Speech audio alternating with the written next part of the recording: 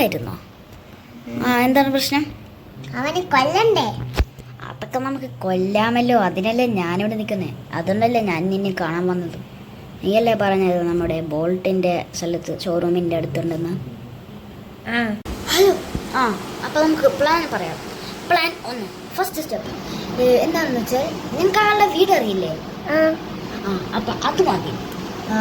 പിന്നെ ആ വീട്ടിലേക്ക് അതിൻ്റെ അവിടെ മതിലുണ്ടല്ലോ, ആ മതിലിൻ്റെ അവിടെ പോകുക, നിൽക്കുക. എന്നിട്ട് അയാളെ നിരീക്ഷിക്കുക. നിരീക്ഷിച്ചതിന് ശേഷം അയാൾ എന്ത് ചെയ്യുകയാണെന്നുള്ള ശ്രദ്ധ നമുക്ക് നോക്കുക. നോക്കിയതിന് ശേഷം തക്കതായ സമയത്തിനുള്ളിൽ ഇഴഞ്ഞിഴഞ്ഞായാലും ചാടിക്കേറിയായാലും പോകണം. അങ്ങനെ നമ്മൾ പോയി അയാളുടെ എൻ്റെ കയ്യിൽ ഒരു സംഭവമുണ്ട്, അത് നിങ്ങൾക്ക് വഴിയെ പറഞ്ഞു തരാം. ആ വെപ്പൻ എടുത്ത് അയാളുടെ തലക്കടി, വേറൊന്നും സംഭവിച്ചില്ല, അത്ര ഉള്ളൂ. എന്താണ്? എന്നെ പോലുണ്ടെന്നല്ലേ പറഞ്ഞേ? അങ്ങനെയാണെങ്കിൽ അത് ഒത്തിരി നല്ലതാണ്. ഓക്കെ, അല്ല എൻ്റെ പ്രതിഫലം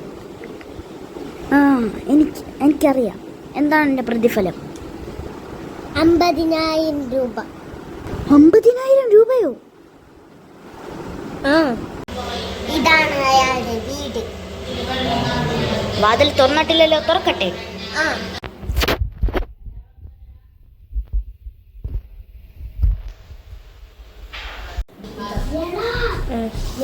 നിനക്ക് ഞാനിപ്പോൾ ഒരെണ്ണം തരും. അതിനു മുന്നേ ഞാൻ നിനക്ക് തരും.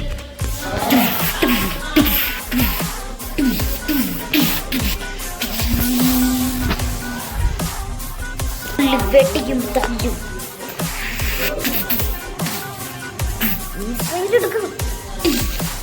അങ്ങനെ അവസാനം എന്നും ഹീറോയാവുന്ന അബ്ദുള്ള തന്നെ ജയിച്ചിരിക്കുന്നു.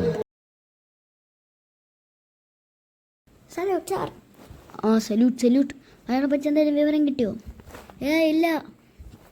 അയാളെ പറ്റി ഒരു കേസ്, പിന്നെ അയാൾക്ക് കുറേ കേസുണ്ടെന്ന് പറഞ്ഞു. അതെ, കുറേ കേസുണ്ട്. പിന്നെ അയാൾ ഇപ്പോൾ തന്നെ ഒരു പെൺകുട്ടിയെ കൊന്നെന്ന് അറിഞ്ഞു. അവൾ ആ വീട്ടിൽ നോക്കുമ്പോൾ അവിടെയുള്ള പൈസയും സ്വർണവും എല്ലാം അടിച്ചു മാറ്റിയിരിക്കുന്നു.